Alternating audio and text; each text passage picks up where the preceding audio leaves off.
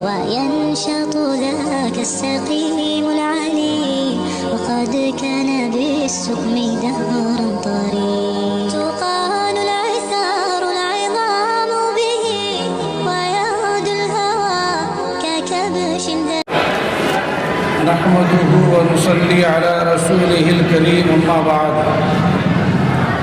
قال الله سبحانه وتعالى فأعوذ بالله من الشيطان الرجيم بسم الله الرحمن الرحيم ومن آياته أن خلق لكم من أنفسكم أزواجا لتسكنوا إليها وجعل بينكم مودة ورحمة إن في ذلك لآيات لقوم يتفكرون وقال النبي صلى الله عليه وسلم المرأة إذا صلت خمسها وصامت شهرها وأحسنت فرجها وأطاعت بعلها فلتدخل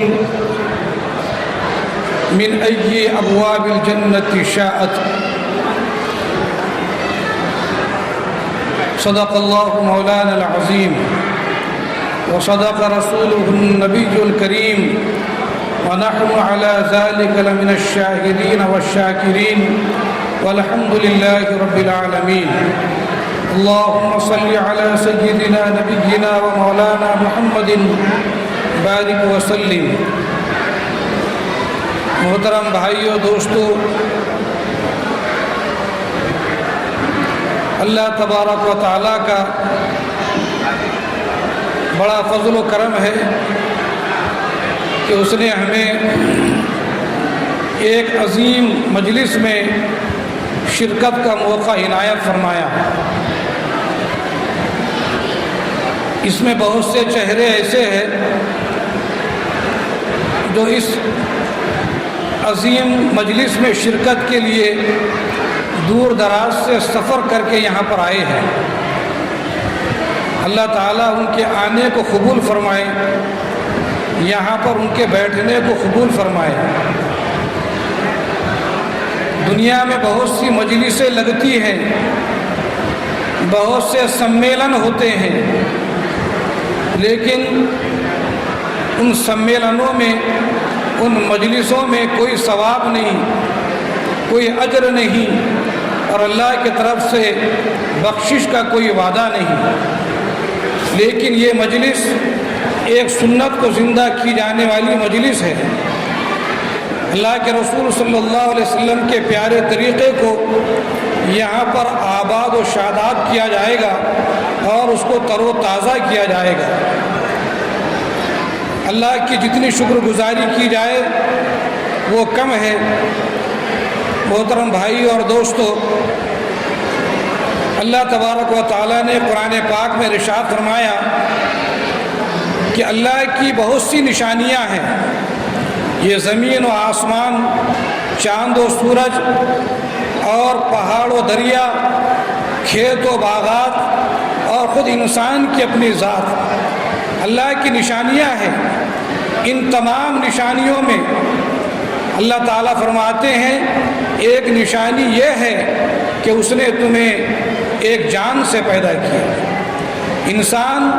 انسان کی اولاد ہے، یہ انسان کی نسل ہے۔ انسان شروع سے انسان تھا اور اللہ نے انسان کو دنیا میں بھیجا، اور صحیح معنوں میں وہ انسان ہے کہ جس میں انسانیت ہو، جس میں مانوتا ہو، اور جس میں اللہ کے احکام کو اور رسول اللہ صلی اللہ علیہ وسلم کے پیارے طریقوں کو اپنی زندگی میں اتارنے کا جذبہ ہو، وہ اصل انسان ہے۔ اللہ تعالیٰ فرماتا ہے کہ اس کی نشانیوں میں سے یہ نشانی ہے کہ اس نے تمہیں ایک جان سے پیدا کیا، اور لِتَسْكُنُوا إِلَيْهَا، تاکہ تجھے اپنے شریک حیات کے ذریعے سے سکون حاصل کر۔ اس آیت کے اندر اللہ تبارک و تعالیٰ نے اس نکاح جیسے پوتر اور شفاف بندھن کی حکمت کو بتلایا، مصلحت کو بتایا، مقصد کو بتلایا۔ شادی کا مقصد میاں بیوی کا آپس میں سکون حاصل کرنا ہے۔ اگر کوئی نکاح اور شادی کرنے کے بعد اس مقصد کو فراموش کر دیتا ہے تو صحیح معنوں میں وہ اپنی زندگی سے فائدہ نہیں اٹھا رہا ہے، اللہ کے اس احکام کی وہ خلاف ورزی کر رہا ہے۔ اللہ تعالیٰ فرماتا ہے لِتَسْكُنُوا إِلَيْهَا وَجَعَلَ بَيْنَكُمْ مَوَدَّةً وَرَحْمَةً۔ اللہ نے شادی اس لیے رکھی ہے، یہ نکاح کا جو عظیم الشان نظام بنایا ہے، اس کا مقصد یہ ہے تاکہ ایک دوسرے سے سکون حاصل کیا جائے۔ اب سکون حاصل کیسے ہوگا؟ سب سے پہلا سوال یہ ہے کہ جب ایک مرد، ایک شوہر اپنی بیوی کے تمام ضروریات شرعیہ، یعنی شرعی جو ضروریات ہے اپنی بیوی کو اگر وہ فراہم کرے گا، اس کو مہیا کرے گا، تو پھر بیوی اس سے خوش ہوگی اور وہ سکون اس کو حاصل ہوگا۔ اور ایک بیوی اپنے شوہر کی سیوا کرے، اس کی خدمت کرے، اس کے ضروریات اس کو فراہم کرے، اس کے بھلے میں برے میں، اس کے تکلیف میں، اس کے خوشی میں، اس کے غم میں اس کا ساتھ دے، تو شوہر کے دل کے اندر بیوی سے محبت بیٹھ جاتی ہے۔ تو ایک دوسرے سے سکون حاصل کرنا ایسا ہوتا ہے، ورنہ بیوی گھر میں انتظار کر رہی ہے اور میاں دوستوں میں پارٹیاں کر رہے ہیں، ڈھابے پہ کھانا کھا رہے ہیں، اور بیچاری گھر پہ انتظار میں اپنا وقت گزار رہی ہے، بچے انتظار کر رہے ہیں، تو کہاں سے پھر محبت پیدا ہوگی، کہاں سے سکون آئے گا، اور کہاں سے ہماری زندگی جنت کا نمونہ بنے گی؟ نتیجہ یہ ہوتا ہے کہ جب سکون نہیں ہوتا اور آپس میں نہ اتفاقی ہوتی ہے، دشمنی اور عداوت دل میں جنم لیتی ہے، تو پھر دونوں کے راستے جدا جدا ہو جاتے ہیں۔ تو سب سے پہلی بات یہ ہے کہ ہم خدا کی تعلیمات کو، اللہ کے رسول کے پیارے طریقے کو اپنی زندگی میں اتارنے کی کوشش کریں۔ اللہ کے رسول صلی اللہ علیہ وسلم نے فرمایا کہ ایک عورت کی سب سے بڑی خوبی یہ ہے، ایک عورت کی سب سے بڑی خوبی یہ ہے کہ وہ 5 وقت کی نماز پڑھے۔ المرأة اذا صلت خمسها، عورت اگر 5 وقت کی نماز پڑھتی ہے، وصامت شہرها، اور رمضان مبارک کے روزے رکھتی ہے، وأحسنت فرجها، اور اپنی پاک دامنی کی، اپنی عزت کی، اپنی حرمت کی، اپنی عصمت کی حفاظت کرتی ہے، وأطاعت بعلها، اور اپنے شوہر کی فرما برداری کرتی ہے، تو فرمایا جنت کے جس دروازے سے چاہے وہ داخل ہو جائے۔ تو آج ہماری ماں اور بہنوں کو اس بات کو سمجھنے کی ضرورت ہے، جائزہ لینے کی ضرورت ہے، کیا 5 وقت کی نمازیں ان کی زندگی میں ہے؟ اگر نہیں ہے تو اس کی عادت ڈالنا چاہیے، تاکہ گھر کے اندر سکون ہو، چین ہو، اطمینان ہو، اور ہمارا گھر جنت کا نمونہ بنے۔ اور اس کے بعد فرمایا کہ رمضان کے روزے رکھیں۔ بہت سی بہنیں ہماری ایسی ہے کہ رمضان مبارک اور غیر رمضان ان کے لیے کوئی معنی نہیں رکھتے، رمضان آتا ہے چلا جاتا ہے اور یہ صرف کھانے اور پکانے میں اپنا وقت گزارتی ہے اور روزے رکھنے کا اہتمام نہیں کرتی۔ اور حدیث پاک میں فرمایا کہ نماز اور روزے کے بعد اگر سب سے بڑی کوئی چیز عورت کے لیے اور سب سے بڑی خوبی کسی عورت کے لیے اگر ہے تو وہ فرمایا کہ اپنی پاک دامنی کی حفاظت، اپنی عزت کی حفاظت، کہ وہ گوشے پردے کا اہتمام کرے، غیر مردوں سے بات چیت نہ کرے، نامحرموں کے سامنے نہ آئے، اپنے میک اپ کو، اپنی خوبصورتی کی نمائش نہ کرے۔ فرمایا ایسا شخص دیوس ہے کہ جس کو اپنے گھر والوں کے بارے میں پتہ نہ ہو کہ میری بیٹیاں، میری بہویں اور میری بیوی کہاں جاتی ہے، کیا کرتی ہے، کس سے ملتی ہے، کس سے بات کرتی ہے۔ نتیجہ یہ ہوتا ہے کہ گھر کا ماحول خراب ہو جاتا ہے۔ اس لیے ایک آدمی کو چاہیے کہ اپنے گھر والوں کے سلسلے میں دیکھ ریکھ کرے، اس کی ذمہ داری ہے۔ کلکم راع وکلکم مسئول عن رعیتہ، تم میں سے ہر ایک ذمہ دار ہے اور اپنے ماتحتوں کے بارے میں اس سے پوچھا جائے۔ اگر باپ ہے تو بیٹے کے بارے میں اس سے سوال ہوگا کہ تم نے بیٹے کی صحیح تربیت کی یا نہیں کی، کہ بیٹے کی عمر ہو جاتی ہے شادیوں کی، شادی نہیں کرتے، پھر وہ غلط عادتوں میں جب مبتلا ہو جاتے ہیں، پھر شکایتیں کرتے ہیں، روتے پھرتے ہیں۔ شریعت کی نظر میں اگر بچہ جوان ہو جائے تو اس کی شادی کرنا سب سے پہلے اس کے باپ کی ذمہ داری ہے۔ بچپن میں اس کو تعلیم دے، اس کو حلال اور حرام کی تمیز بتائے، شریعت اسلام کی تعلیمات سے اس کو بہراور کرے، اور اس کے بعد جب وہ جوان ہو جائے تو فرمایا کہ اس کی صحیح جگہ پر شادی کرے۔ اب ہمارے پاس بچہ 15 سال کا ہو رہا ہے، 18 سال کا ہو رہا ہے، 20 30 سال کے ہو رہے ہیں، ابھی تک وہ معصوم بچے ہیں۔ والدین کماتے ہیں، اولاد اڑاتی ہے موبائلوں میں، گپ شپ میں، رات کی مجلسوں میں، ڈھابوں پر، ہوٹلوں میں اپنے وقتوں کو برباد کرتے ہیں۔ تو باپ کی ذمہ داری ہے کہ سب سے پہلے جب بچہ جوان ہو جائے اس کے شادی کی فکر کرے۔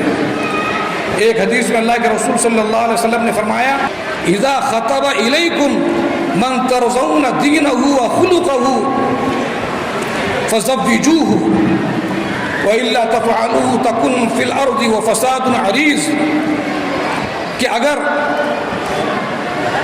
ایسے شخص کا رشتہ تمہارے پاس آ جائے کہ جس کے اخلاق اور کردار اور دینداری پر تم کو اعتماد ہو، تو فرمایا کہ ایسے شخص سے اپنی بچی کی شادی فوراً کر دو۔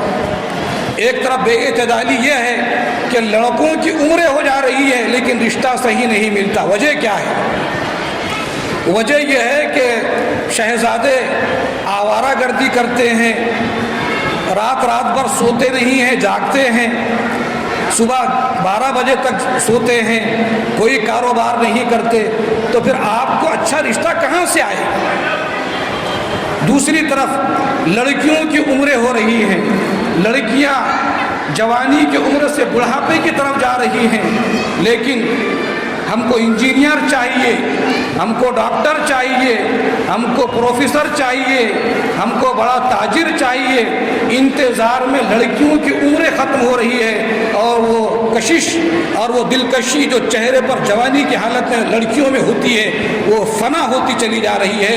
نتیجہ یہ ہے کہ وقت گزر جانے کے بعد اچھے رشتے پھر نہیں آتے۔ حدیث پاک نے فرمایا کہ جس کسی مرد کے تعلق سے تمہیں یقین ہو، اعتماد ہو، بھروسہ ہو کہ یہ دیندار ہے، یہ با اخلاق ہے، تو تم اپنی بچیوں کا نکاح اس سے فوراً کر دو، کہیں ایسا نہ ہو کہ زمین کے اندر فساد برپا ہو جائے۔ ایک حدیث میں اللہ کے رسول صلی اللہ علیہ وسلم نے فرمایا، تنکح المرأة لأربع وَلِمَالِهَا وَلِحَسَبِهَا وَلِجَمَالِهَا وَلِدِينِهَا فَاظْفَرْ بِذَاتِ الدِّينِ تَرِبَتْ يَدَاهُ۔ ایک صحابی سے فرمایا کہ عورتوں سے عام طور پر 4 بنیادوں پر شادی کی جاتی ہے۔ یا تو کوئی خاتون مالدار ہے اس لیے اس سے شادی کرتے ہیں تاکہ وہ مال اس کو بھی ملے، کوئی گناہ نہیں ہے کہ کسی مالدار عورت سے آدمی شادی کو پسند کرے۔ دوسری بات حدیث میں فرمائی کہ حسب نسب کی بنیاد پر عورتوں سے شادی کی جاتی ہے کہ اس کا خاندان بہت اونچا ہے، وہ اعلیٰ خاندان سے ہے، اونچے قبیلے سے ہے، تو اگر آپ اس بنیاد پر کسی عورت سے شادی کرتے ہیں کوئی مسئلہ نہیں ہے، ناجائز اور حرام نہیں۔ تیسری بات فرمائی گئی کہ عورت خوبصورت ہے، حسین و جمیل ہے، اس لیے اس سے شادی کی جاتی ہے۔ اللہ کے رسول صلی اللہ علیہ وسلم نے فرمایا، اے میرے صحابی، دیندار خاتون کا انتخاب کر، مال ایک نہ ایک دن ختم ہونے والا ہے، اور حسب نسب اچھے اعمال ہوں گے چاہے کتنے ہی غریب قبیلے سے ہو۔ ان اقربکم عند اللہ اتقاکم، کہ سب سے اللہ کے نزدیک مقرب وہ ہے کہ جو اللہ سے سب سے زیادہ ڈرنے والا ہو۔ حسن و جمال یہ بھی ختم ہونے والا ہے، آج خوبصورتی ہے، وقت گزر جائے گا وہ خوبصورتی ختم ہو جائے گی، باقی رہنے والی چیز وہ عورت کی دینداری ہے، اللہ کا خوف ہے، اس کی پرہیزگاری ہے۔ تو ہمیں چاہیے کہ ہم اپنی اولاد کے لیے جب لڑکی کا انتخاب کریں تو اس بات کو خاص طور پر پیش نظر رکھیں کہ لڑکی دیندار ہو اور بااخلاق ہو۔ اسی طریقے سے لڑکی والے جو ہیں ان کو بھی یہ چاہیے کہ جب اپنے لیے داماد کا انتخاب کرے تو ایسا داماد ہو کہ جو دیندار ہو، بااخلاق ہو، تاکہ سکون باقی رہے۔ باطل طاقتیں اسلام کو مٹانے کے لیے درپے آزار ہے، اسلام کو ختم کرنے کی کوشش میں لگی ہوئی ہے، لیکن دوسری طرف خود مسلمان اسلامی تعلیمات کو اپنی زندگی میں نافذ نہ کر کے خود پریشان حال ہے۔ اس لیے اپنے شادیوں کو شریعت کے مطابق، اللہ کے احکام کے مطابق اور اللہ کے رسول صلی اللہ علیہ وسلم کے بتائے ہوئے طریقے کے مطابق، سنت کے مطابق اگر ہم کریں گے تو دنیا کے اندر بھی امن و چین ہوگا، اور آخرت میں بھی اللہ کے رسول صلی اللہ علیہ وسلم ہم سے خوش ہو رہے ہوں گے، اور سرخ روئی کے ساتھ ہم جنت میں داخل ہو رہے ہوں گے۔ اللہ سے دعا ہے اللہ تبارک و تعالی مجھے اور آپ کو کئی سنی باتوں پر عمل کی توفیق عطا فرمائے۔ وآخر دعوانا ان الحمد للہ رب العالمین۔